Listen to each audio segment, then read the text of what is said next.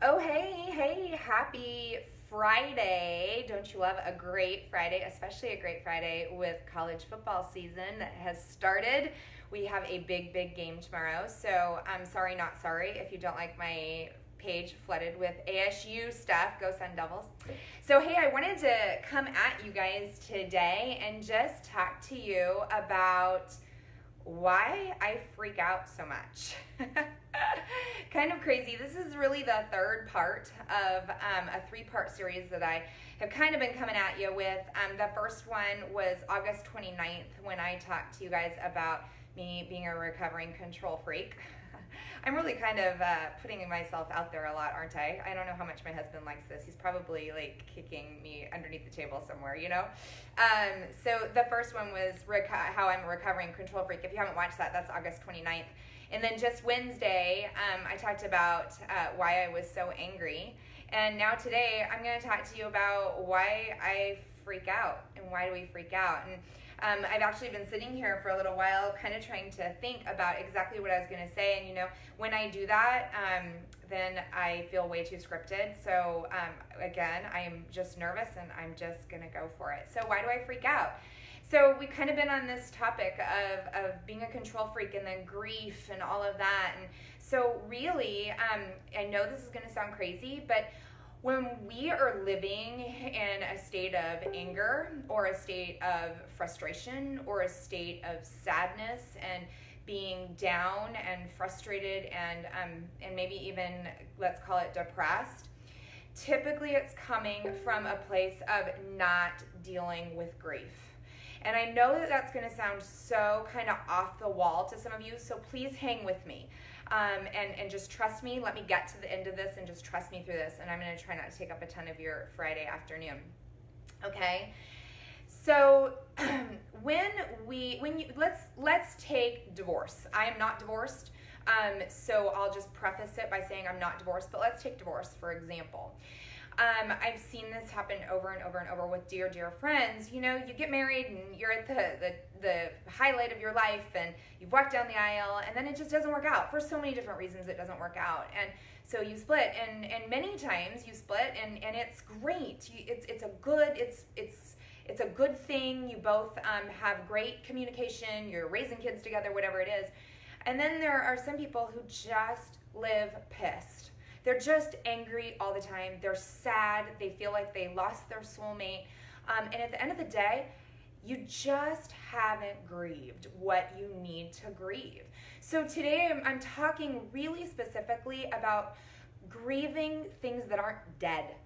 Grieving things that aren't gone, they've just been removed from your life. And you know what, guys? I could sit here and use all the cliches in the world. Oh, God is removing that from your life to bring you something better and rise from the ashes and all of those things. I can give you all of those cliches that in the moment feel kind of good, but then you have to lay in bed at night and then you start thinking about it. And maybe anxiety starts to hit. Maybe that yucky sinking feeling starts to hit. Do you know what I'm talking about? Like, does that kind of ring a bell? And really what it all boils down to is you need to focus in to grieve what your expectation was. We all go into things with expectations. Shoot, I expected to hit $1 million in sales in my business within the first 3 years, and I didn't. You know, that sucked. And I had to grieve what I expected and then change my course. Okay, I'm going to hit it in my fourth year. I'm going to hit it in my fifth, whatever that goal is. So I know, I feel like I'm kind of all over the place in this. So let me refocus in. I'm sorry. Let me take a breath and refocus because, again, it's a nerve-wracking topic. Sometimes we need to grieve the here and now. Sometimes we need to grieve what we expected. I expected to raise a kid that was going to be this fantastic kid that was going to go off to college and do well in school and get married and have babies, and that hasn't happened. And we need to go through a grieving process for that. Maybe we had an expectation of what our life was going to be like by the time we turned 40, and it's not looking like that. Maybe there was an expectation that you were going to have this incredible job and you were going to excel at this job, and it hasn't happened. Maybe, and again, I could talk about marriage. You wanted you expected your marriage to be this amazing thing, and you see your friends posting all this great stuff all over this Pinterest worthy life all over social media, and you think, why is my life not like that? And you need to grieve what you expected. So kind of think about it like this. You need to go through the grief process, and just like I talked about on Wednesday, a couple days ago, and if you didn't watch that, you can head back and watch it. But going through the stages of grief really can help grieving what your expectation was. So if you were living in anger all the time, if you feel like you're flipping out on your kids for every little thing, if you feel like you're bitchy to your spouse for every little thing, if you feel like you're just living on edge, most likely it's coming from a deep place of fear. We typically come from two different places. We either come from a place of fear or from a place of love. And when you really think about that, where are you sitting in every situation in life? And take the next situation. Your kids are going to walk in the door from school, and how are you going to react if they failed a test, or they've had a really crummy day, or they walk in and they're starving and they can't understand why you don't have a snack on the table? And what is your reaction and how you're responding? Guys, I sucked at it. My reaction was bitey and nasty and mean because I was coming from a place of fear all the time because of my expectation of my life, and what I wanted it to be wasn't turning out the way that I thought it should, and the way that I expected when I was 10, 11, 12, when I was 30. It wasn't that way. And so I needed to sit back and go through a grieving process with that. So here's what it looks like. You sit back and you almost have to be in a denial. How did I get here? How did this happen? Why isn't my husband doing what I expected him to do? Why aren't my kids acting the way that I expected them to act? What is going on? Why is it like this? It should not be like this. I am refusing for my family to be like this. Or whatever it is. Whatever your space of denial needs to be. So go through that. Be angry about it. Be in denial about it. The next one is be angry. I'm angry that my life isn't the way that I expected it to be. I'm angry that it didn't work out the way. I'm angry that I am not in the position that I expected to be in. I'm super angry about that, and I'm going to throw things and I'm going to be mad. And then I'm going to move on to the next stage. I'm going to move on to the bargaining. Well, what if I do this, right? What if I am nicer to my husband, then maybe he'll do X, Y, Z for me. Maybe if I make dinner tonight, then he'll treat me better later. Maybe if I bake my kids cookies, then they'll be nicer with all the neighbor kids, and they won't bully other people. Maybe you're bargaining. You're constantly bargaining, right? And then getting to a place of acceptance. Again, I'm not going to go deep into the grief stages. I talked about that on Wednesday. Go back.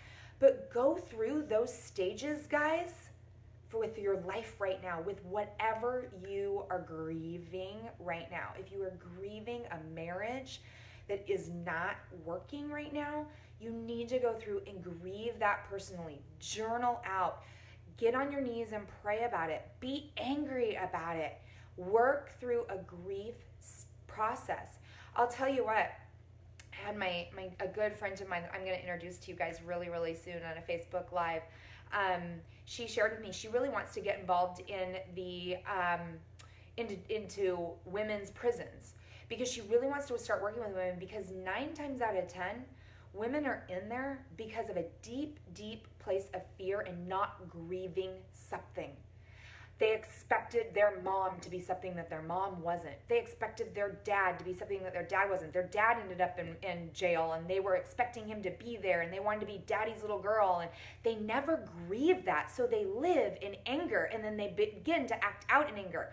You don't want your anger and your frustration and your deep sadness to take over.